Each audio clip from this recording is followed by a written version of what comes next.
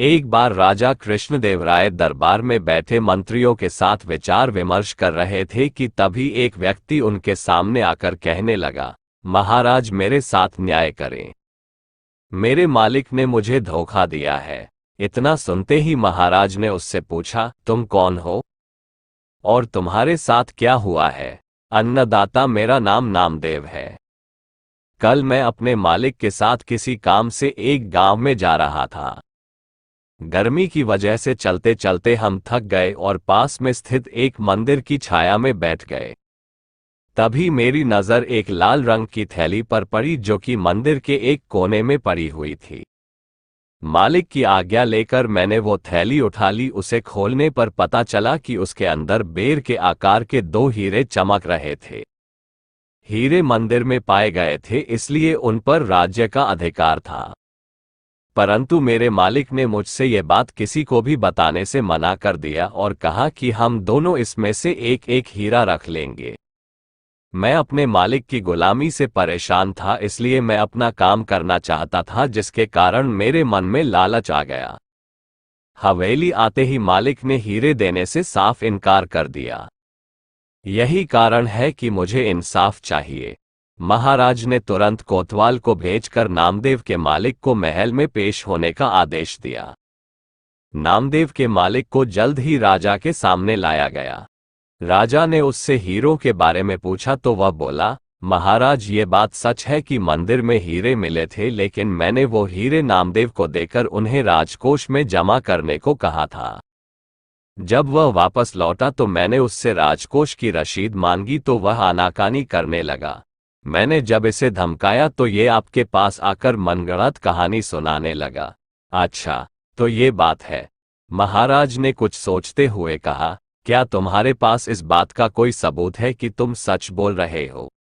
अन्नदाता, अगर आपको मेरी बात पर यकीन नहीं तो आप मेरे दूसरे 3 नौकरों से पूछ सकते हो। वो उस वक्त वहीं थे। उसके बाद 3 नौकरों को राजा के सामने लाया गया। तीनों ने नामदेव के खिलाफ गवाही दी। महाराज 3 नौकरों और मालिक को वहीं बिठाकर अपने विश्राम कक्ष में चले गए और सेनापति तेनालीराम, महामंत्री को भी इस विषय में बात करने के लिए वहां बुलवा लिया। उनके पहुंचने पर महाराज ने महामंत्री से पूछा, आपको क्या लगता है, क्या नामदेव झूठ बोल रहा है? जी महाराज, नामदेव ही झूठा है। उसके मन में लालच आ गया होगा और उसने हीरे अपने पास ही रख लिए होंगे। सेनापति ने गवाहों को झूठा बताया। उसके हिसाब से नामदेव सच बोल रहा था। तेनालीराम चुपचाप खड़ा सबकी बातें सुन रहा था। तब महाराज ने उसकी ओर देखते हुए उसकी राय मांगी। तेनालीराम बोला, महाराज, कौन झूठा है और कौन सच्चा इस बात का अभी पता लग जाएगा, परंतु आप लोगों को कुछ समय के लिए पर्दे के पीछे छुपना होगा।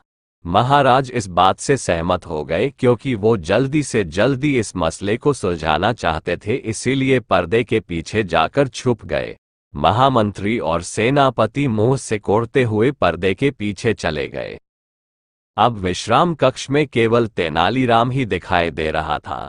अब उसने सेवक से कहकर पहले गवाह को बुलाया। गवाह के आने पर तेनालीराम ने पूछा, क्या तुम्हारे मालिक ने तुम्हारे सामने नामदेव को हीरे दिए थे? जी हाँ। फिर तो तुम्हें हीरे के रंग और आकार के बारे में भी पता होगा। तेनालीराम ने एक कागज और कलम गवाह के सामने करते हुए उससे कहा, लो मुझे इस पर हीरे का चित्र बनाकर दिखाओ। इतना सुनते ही उसकी सिट्टी पिट्टी गोल हो गई और बोला, मैंने हीरे नहीं देखे क्योंकि वो लाल रंग की थैली में थे। अच्छा, अब चुपचाप वहां जाकर खड़े हो जाओ। अब दूसरे गवाह को बुलाकर उससे भी यही प्रश्न पूछा गया।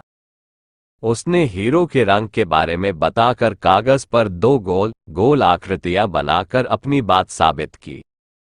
फिर उसे भी पहले गवाह के पास खड़ा कर दिया गया और तीसरे गवाह को बुलाया गया।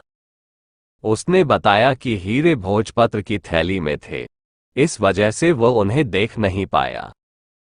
इतना सुनते ही महाराज पर्दे के पीछे से सामने आ गए। महाराज को देखते ही तीनों घबरा गए और समझ गए कि अब सच बोलने में ही उनकी भलाई है। तीनों महाराज के पैरों को पकड़कर माफी मांगने लगे और बोले, हमें झूठ बोलने के लिए हमारे मालिक ने धमकाया था और नौकरी से निकालने की धमकी दी थी, इसीलिए हमें झूठ बोलना पड़ा। महाराज ने तुरंत मालिक के घर की तलाशी के आदेश दे दिए। तलाशी लेने पर दोनों हीरे बरामद कर लिए गए।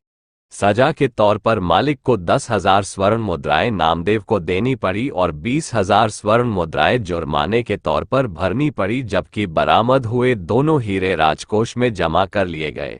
इस प्रकार तेनालीराम की मदद से महाराज ने नामदेव के हक में फैसला सुनाया।